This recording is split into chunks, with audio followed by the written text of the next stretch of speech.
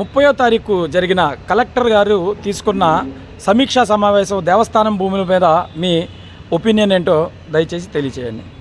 జై శ్రీరామ్.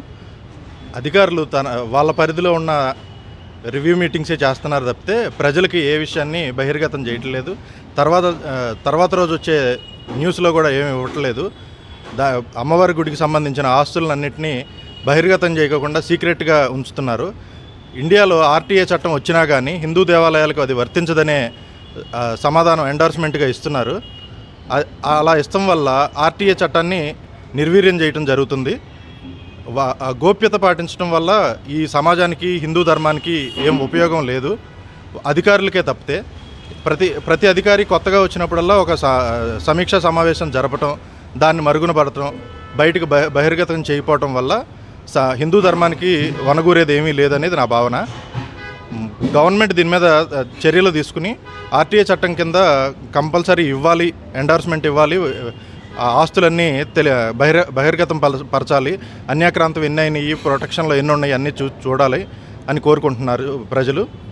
గవర్నమెంట్ దీని మీద ఒక జీవో ఇచ్చేసి అధికారులకి, మోస్ట్ పర్టికులర్లీ ఎండోమెంట్ అధికారులందరికీ ఒక డైరెక్షన్ ఇవ్వాలని ప్రజల అభిప్రాయం. నిన్న 30వ తారీఖు కలెక్టర్ గారు చేసిన సమీక్షా సమావేశంలో సామాన్యులని లేదా సాధు సంతుల్ని, పీఠాధిపతుల్ని పిలవకపోవడం మీద మీ అభిప్రాయం తెలియజేయండి. నిన్న ఏదైతే దేవాదాయ ధర్మాదాయ శాఖ భూముల మీద సమీక్షా సమావేశం నిర్వహించారో దీనిలో కేవలం అధికారులు మాత్రమే పాల్గొనడం జరుగుతుంది.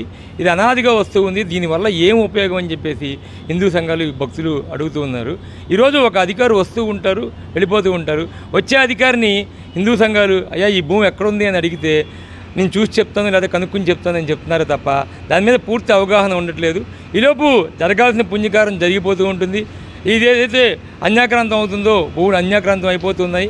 మీరు ఈరోజు చూసినట్లయితే మన ఆంధ్రప్రదేశ్లో 4 లక్షల ఎకరాల భూములు ఉండవలసింది ఈరోజు అఫీషియల్గా 1,00,000 ఎకరాల భూమి ఉంది. మిగతా 3 లక్షల ఎకరాల భూములు ఏమైపోయినాయి అని చెప్పేసి అధికారులను అడిగితే చూస్తాం చేస్తామంటారు తప్ప ఎప్పటికీ అది చూస్తూనే ఉంటారు, ఎప్పటికీ చేస్తూనే ఉంటారు.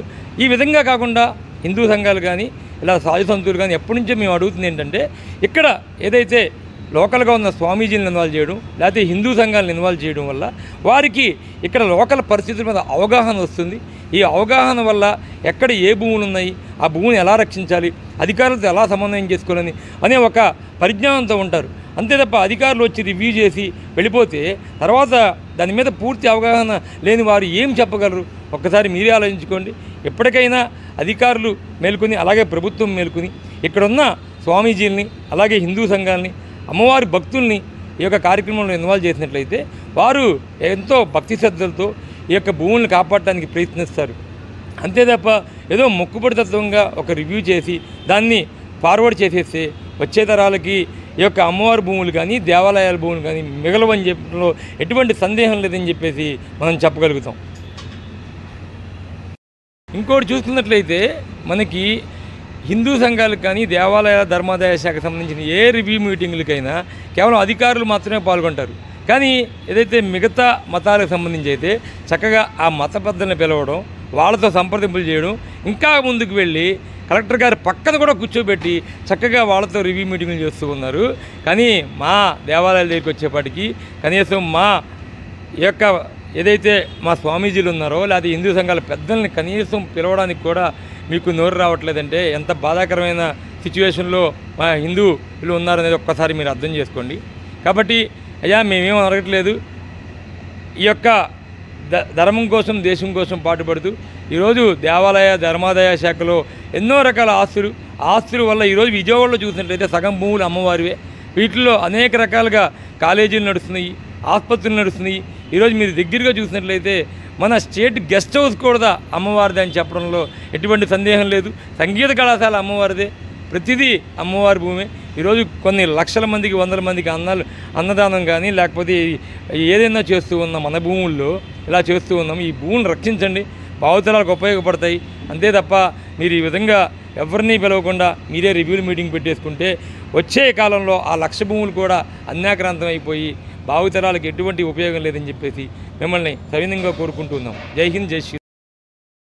దేవాదాయ ధర్మాదాయ భూములు అన్యాక్రాంతం అవుతున్నప్పుడు ఒక సాధారణ వ్యక్తి ఏమి చేయాలి, ఎలా దాన్ని ఆపగలగాలో దయచేసి తెలియజేయగలరు. జై శ్రీరామ్. దేశంలో మన గవర్నమెంట్లు హిందూ ధర్మం పరిరక్షణ కోసం చాలా చట్టాలు చేసినాయి. ఆ చట్టాలు చాలా వెసులుబాట్లు ఇస్తున్నాయి మనకి, మన ధర్మం యొక్క భూముల్ని పరిరక్షించుకోవటానికి. ఆ చట్టాలు తెలియపోవటమే మనకు ఒక మైనస్గా ఉంది. చిన్నప్పటి నుంచి పిల్లలకి చట్టాల మీద అవగాహన తెస్తే గవర్నమెంట్ మరింత పరిరక్షించబడతాయి అనే ఉద్దేశంతోనే గవర్నమెంట్ దాన్ని సిలబస్లో ఇంక్లూడ్ చేయట్లేదు. అలా కాకుండా ప్రతి మనిషి చదువు లేకపోయినా చట్టం తెలవాలనే నానుడి మన పెద్దల నుంచి ఉంది. చట్టం తెలుసుకుని మన భూముల్ని, మన ధర్మాన్ని మనం పరిరక్షించుకోవాలి. దాంట్లో భాగంగానే ఒక పౌరుడికి భూముల్ని పరిరక్షించుకోవాలి అని అంటే నాలెడ్జ్ తెచ్చుకుని ప్రజా ప్రయోజనాలు వ్యాజ్యం వేసే హక్కు చట్టాలు కల్పించినాయి. కోర్టులు కూడా దాన్ని స్వీకరిస్తున్నాయి. గవర్నమెంట్లు దాని నుంచి ఆ ప్రాసెస్ని నిర్వీర్యం చేయడానికి కౌంటర్లు డిలేగా వేయటం వల్ల ఈ భూముల్ని మ్యూటేషన్స్ చేసేసి అధికారులు అవతలి వాళ్ళకి, అంటే ప్రతివాదులకి ఉపయోగపడేటట్టు వ్యవహరిస్తున్నారు. ఇదంతా కాకుండా గవర్నమెంట్ ఒక నిర్ణయం తీసుకుని ఎండోమెంట్ యాక్ట్ని పటిష్టంగా అమలుపరుస్తూ అధికారులకి కరెక్ట్ డైరెక్షన్ ఇచ్చేసి కరెక్ట్ టైంలో వేయాల్సిందే అనే ఒక రూలింగ్ పెట్టి దాని నుంచి చట్టం నుంచి ప్రొటెక్షన్ తీసుకోవాలి ఈ భూములను పరిరక్షిస్తానికి. తద్వారా ప్రజలకు కూడా మంచి జరుగుతుందనేది నా భావన. ఇలాంటి కేసులు ఏమన్నా ఉన్నా కానీ, ఇలాంటి ఇష్యూస్ ఏమన్నా ఉన్నా నన్ను సంప్రదించవచ్చు. నా పేరు వేణుగోపాల్ రెడ్డి, హైకోర్టులో ప్రాక్టీస్ చేస్తున్నాను. జై శ్రీరామ్.